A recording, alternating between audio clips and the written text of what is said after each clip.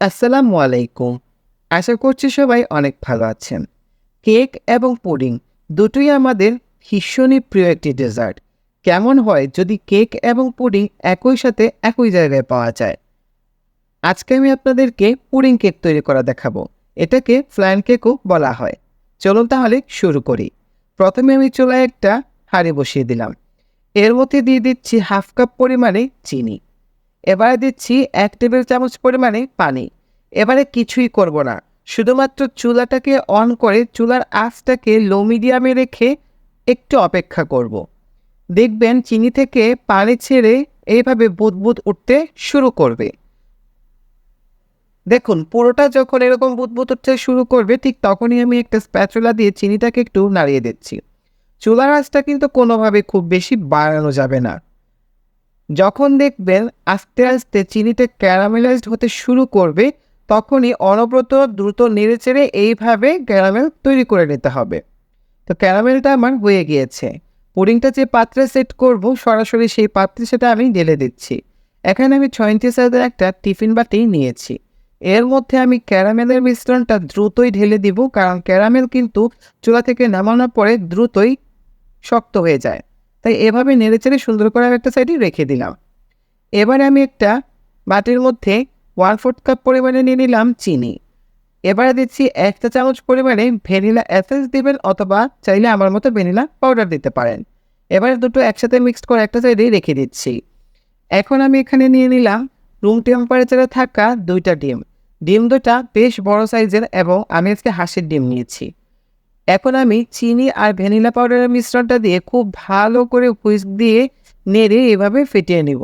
কোনোভাবে electric bitter ব্যবহার করা যাবে না, চামচ দিয়ে তবে হুইস্ক দিয়ে কাজটা করে নেবেন। এখন আমি এখানে নিয়ে নিচ্ছি ১ কাপ পরিমাণে খুবই ঘন দুধ, এবং এই দুধটাকে এখন আমি অল্প অল্প করে এই ডিমের মিশ্রণের মধ্যে দিব আর খুব ভালো করে মিশিয়ে নিব। এবার আমি দিয়ে দিচ্ছি একটু হলুদ ফুড কালার, এটা অপশনাল, দেখতে সুন্দর লাগার জন্যই দেয়া। তো আমার পুডিংয়ের মিশ্রণটা হয়ে গিয়েছে।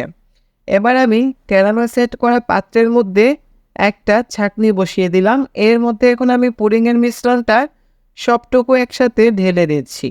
এতে করে ডিমের যে সাদা অংশগুলো মিশে যায় না, সেটা ছাঁকনির মধ্যে আলাদা হয়ে যাবে। তো হয়ে গেল। এখন পুডিংয়ের মিশ্রণটা একটা সাইডে রেখে দিব। এবার চলুন কেক তৈরি করি। প্রথমেই নিয়ে নিলাম হাফ কাপ পরিমাণে ময়দা। ময়দার মধ্যে দিয়ে দিচ্ছি ২ টেবিল চামচ পরিমাণে কোকো পাউডার। এবারে দিচ্ছি হাফ চা চামচ পরিমাণে ভ্যানিলা পাউডার। এই তিনটাকে এখন খুব ভালো করে একসাথে মিশিয়ে একটা সাইডে রেখে দিব। এবারে আমি নিয়ে নিলাম আবার ২টা ডিম। ডিম ২টা রুম টেম্পারেচারে ছিল। এখন আমি একটা ইলেকট্রিক বিটার দিয়ে খুব ভালো করে এটাকে একটু বিট করে নিব।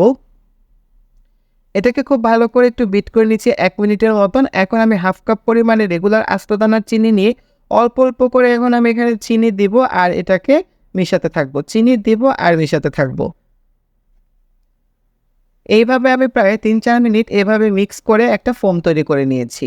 এখন আমি দিয়ে দিচ্ছি 1/4 কাপ পরিমাণে রেগুলার রান্নার সয়াবিন তেল। তেল দিয়ে আরও ১ মিনিটের মতো বিট করে নিব। এবার আমি আগে থেকে যে শুকনো উপকরণটা রেডি করে রেখেছিলাম সেটা নিয়ে নিলাম। এভাবে ছাঁকনির মধ্যে অল্প অল্প করে দিব আর আমি মিশিয়ে নিব। তাড়াহুড়ার কিছু নিয়ে আস্তে ধীরে দিবেন আর এভাবে মিশিয়ে নেবেন। তো আমি বিটারে একটা কাঁটা দিয়ে কাজটা করে নিচ্ছি, আপনারা চাইলে হুইস্ক দিয়েও করতে পারেন। তো এভাবে আমি আলতো করে সুন্দর করে সবটুকু ভালো করে চেলে নিয়ে মিক্স করে মিশিয়ে নিব। আবারও বলছি, তাড়াহুড়া করা যাবে না, আস্তে ধীরে মিশিয়ে নেবেন, তা না হলে ডিমের ফোমটা ছেড়ে দিবে। তো হয়ে গেল আমার কেকের মিশ্রণটা। এবার আমি আবার চলে এলাম পুডিংয়ের মিশ্রণের কাছে। এবার আমি সরাসরি এই পুডিংয়ের মিশ্রণটা এর মধ্যে ঢেলে দিব।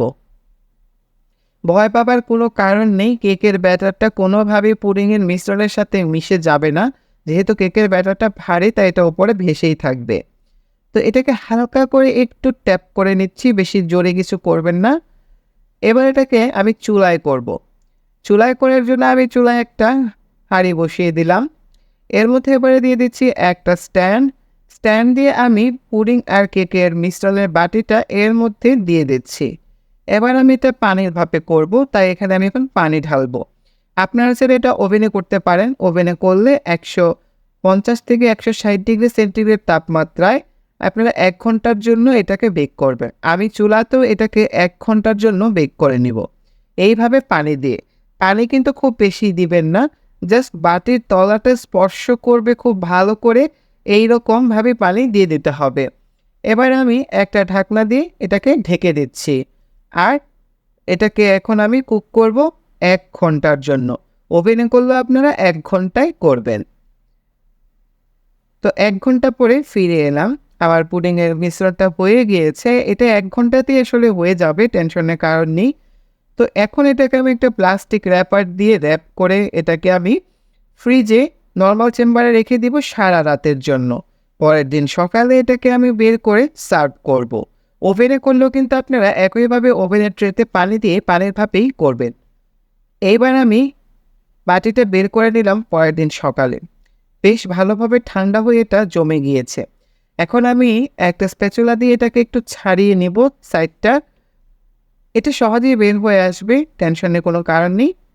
তো এখন এটাকে আমি একটা প্লেটের মধ্যে ঢেলে পরিবেশন করে দিয়েছি এবং দেখুন মাশাআল্লাহ এটার টেক্সচারটা কত সুন্দর হয়েছে এবং স্লাইসটা দেখতে কতটা লোভনীয় লাগছে। আশা করছি আমার এই আজকের অসাধারণ রেসিপিটি আপনাদের ভালো লেগেছে। সবাই অনেক বেশি ভালো থাকবেন, সুস্থ থাকবেন। এই কামনা জানিয়ে আজকের মতো বিদায় নিয়ে নিচ্ছি। আল্লাহ হাফেজ।